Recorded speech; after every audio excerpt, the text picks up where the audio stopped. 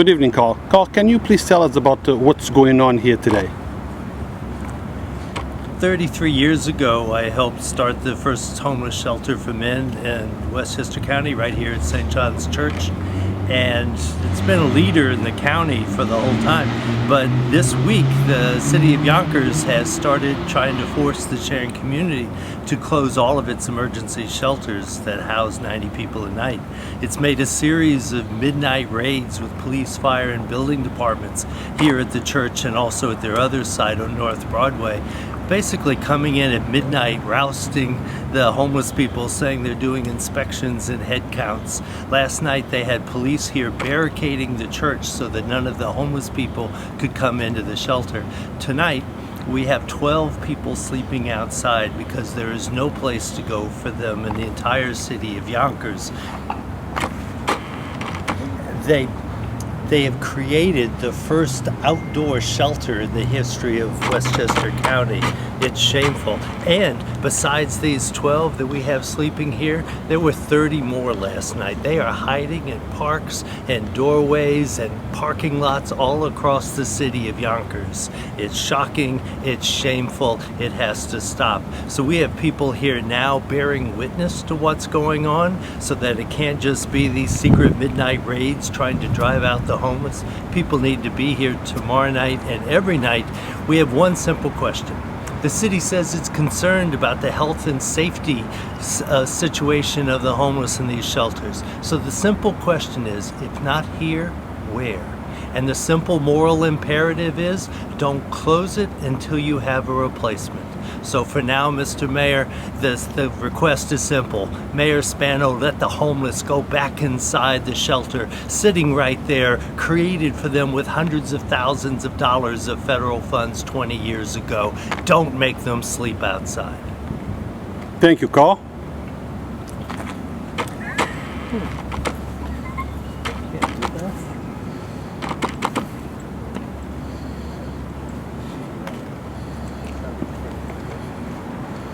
I can't.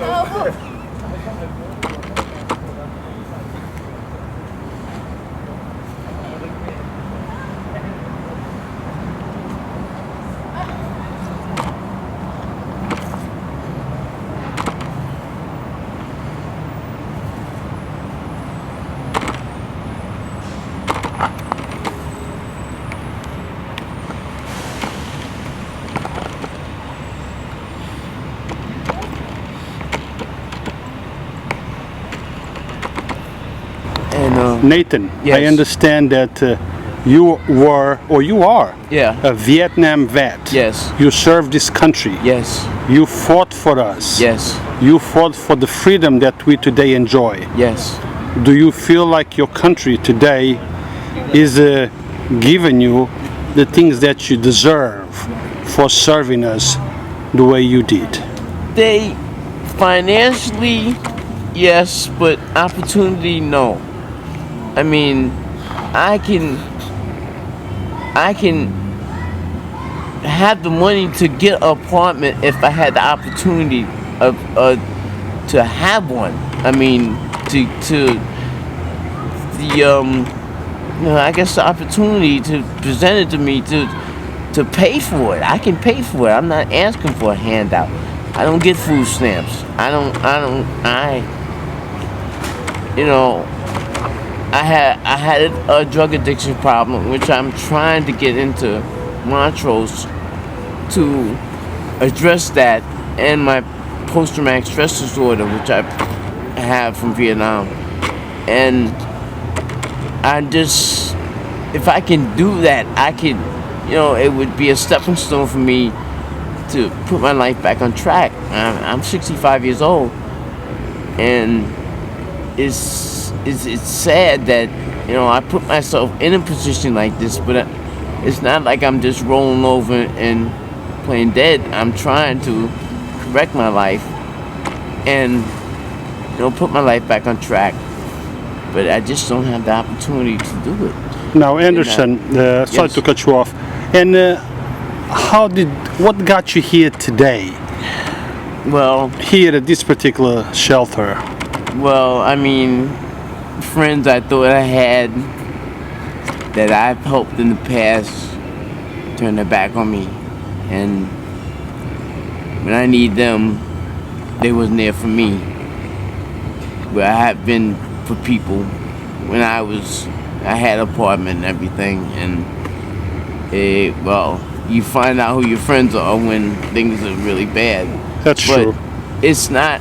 I'm not really blaming them. You know, I put myself in a position like this, but I had the opportunity to get out of the position.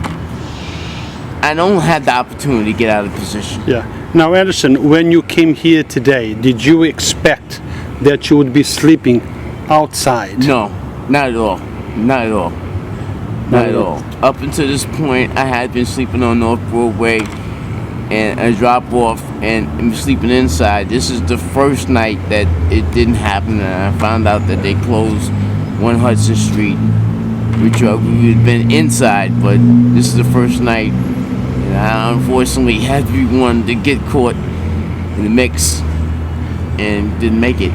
And then why do you think this is happening? Do you have any idea why it's happening today, that you have to sleep outside when you have a perfectly okay building behind you where all of these guys could be, but the city is closing it down and you have to be here? Why you think the reason is, the motive? To put a false persona of Yonkers that everything's okay and everything is not okay. I mean, they're turning their back on the homeless people and the people who need help. They're just kind of like sweeping them under the rug and get them out of here so they can present Yonkers as being a perfect, you know, city to live in, but it is far from it.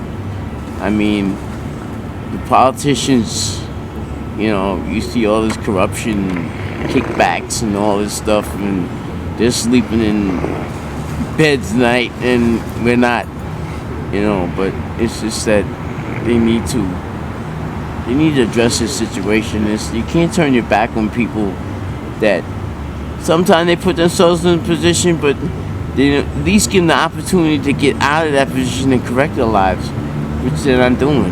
Now, I mean, Anderson, if you had the mayor here tonight, what would you tell him?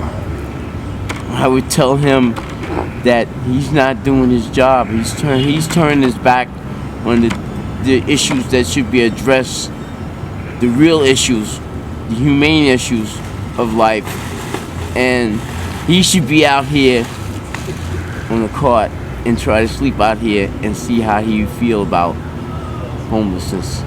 So why don't you make a direct invitation to the mayor?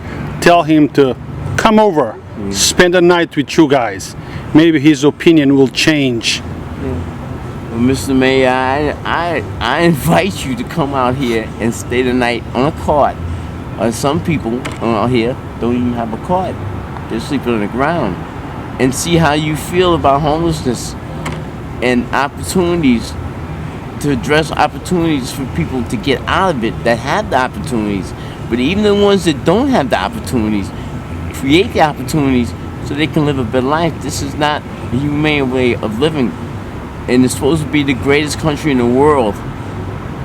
I mean, they make it sound like I love New York and all this and love Yonkers. How can you love Yonkers when in New York, in the country, when things like this are happening? It's hard to.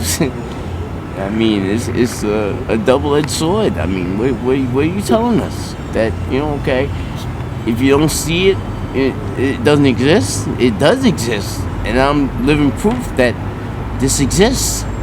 And I invite you down here to sit with me. I mean, on this step and see how you feel about this firsthand up front.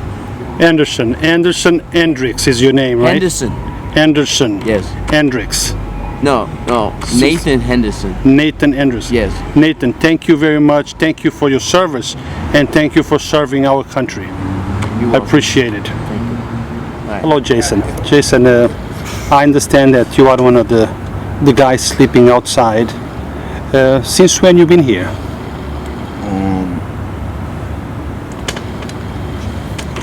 It's been on and off, but whenever I need their assistance, I could come. Tonight actually surprised me because I've never seen what's going on behind me. But tonight is your first night here at the shelter, or were you here yesterday? No, I was actually here. I go here like every once in a blue moon. And you need a place to stay. And how you feel about sleeping outside when we know there is a shelter right behind us? You know, a room where you could be sleeping, but you have to stay outside. How you feel about that? Frustrating. I don't know why somebody would tell other people there's a perfectly good building right here, but for reasons we can't necessarily explain, you're just gonna have to accept the fact that you have to sleep outside. So they really put everybody here in an ultimatum where you have this or you have that out there. Now, if you had the mayor right here, what would you tell him? The same way I'm telling you. The same way I'm telling the people in the camera, the same way I would tell anybody else that asks me. It's ridiculous, it's retarded, there's no real reason.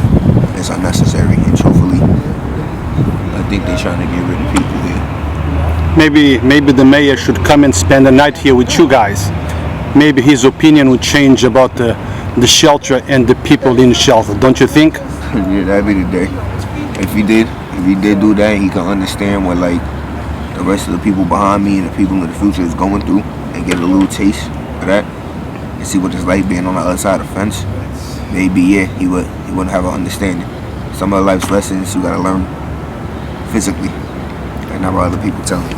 Thank you, Jason. No problem.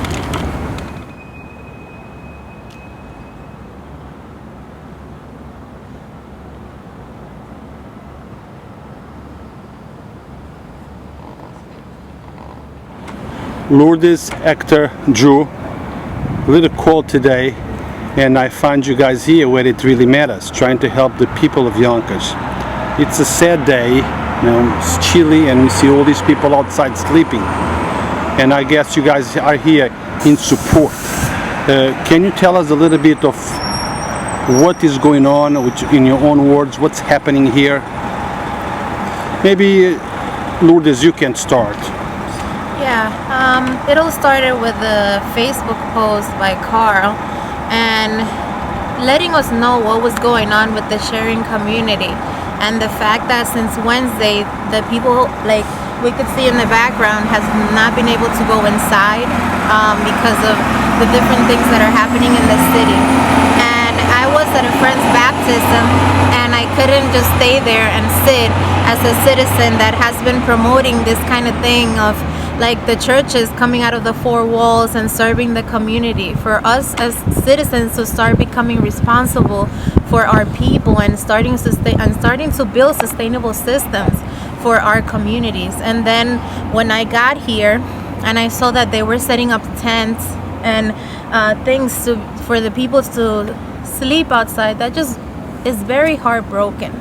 It breaks anyone's heart, and it had to be shared. Then Hector came, then Christopher Johnson came, Tim came, and we just started coming out, and we have not been able to leave. I can't go back home and sleep and just pretend that this is not happening. So as a community, we need to come together and start building sustainable systems in order for this not to happen anymore. We need to support our organizations. We need to support our community. We need to stop putting the blind eye and pointing fingers and waiting for other people to do something about what's happening. We need to start doing something about it. Hector. Yes. Hector is the creator of Stop and Shake. But for what I see, there is other things that also matter to Hector, like supporting the people of Yonkers. Hector, just a quick question. If you had the mayor right here today, instead of me, the mayor talking to you, what would be your message to him? My message to him would be The answer is obvious. Let these people in. Before we start putting people out, we definitely need to have other doors to be open for them. It's a no-brainer. It's early winter, basically. It's right around the corner. And for this to be going down right now, 2016, I think if he was here for himself, he'll know what to say. I wouldn't have to say much. I'm hoping that he'll know what to do, and I hope this gets to him so he knows that this is going on in the city that he loves so much. And my whole point of being here is to send a message to the youth, to a lot of people out there who are in their 20s and their 30s, and we need to get more involved for our community. It's important for us to get involved. A lot of people sit home because they say someone's gonna take care of them. So many people sit back and say they're taking care of it. In the long run, no one's taking care of them. So that's my big thing right now. Just trying to get the message out there, trying to get people here and bear witness to what's going on. Midnight raids in homeless shelters. I mean, this sounds out of a movie, but it's going on right here in home. Thank you, Hector. And we need to have. Drew, Yes. you were here when you work here. You were here when the police just stopped by. Right. What did you say? Wednesday? It was Wednesday. Tell us about that day. Well, it was a surprise because they have never done that in that manner,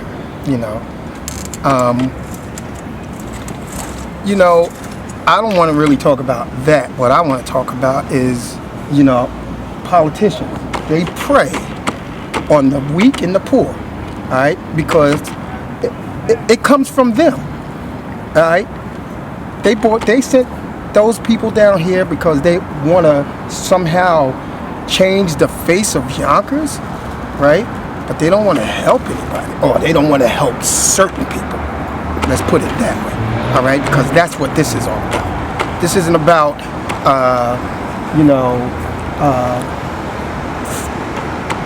this is about not helping people that need help. We need this shelter, all right? We need this shelter. If we didn't have the shelter, you'd have all these people on the streets, all right? Then what would they do then? I asked a question Wednesday from the guys, and I asked them. I said, "Does this have anything to do with incidents that happened I think it was 2 weeks ago? They had a stabbing. I read in social media, those were sharing community clients. No, they weren't sharing community clients. They weren't. But sharing community gets blamed for every little crazy thing that goes on in this area. They had the big fire. Somebody said, it was a homeless guy threw a Molotov cocktail. Really? I accounted for everybody in there. I take the count at night. I'm here from 10 till 6 in the morning, and you can ask any one of these clients here, we do our best to keep them safe and dry, This shelter is needed. Those politicians up there, they better get on the ball because they don't live here. It doesn't affect them. And we need more people out here. Tomorrow at 9, there should be more people out here supporting this. There should be more people standing out here, and we need to support this. And we just not just us, but our whole community. Thank you, guys. Thank you very much. Thank you. Thank you.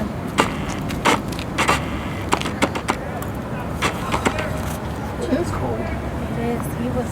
I know.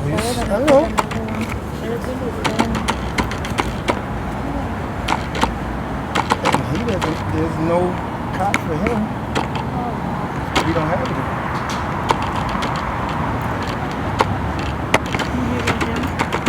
In the middle. He doesn't have a cot. He's laying on the grass.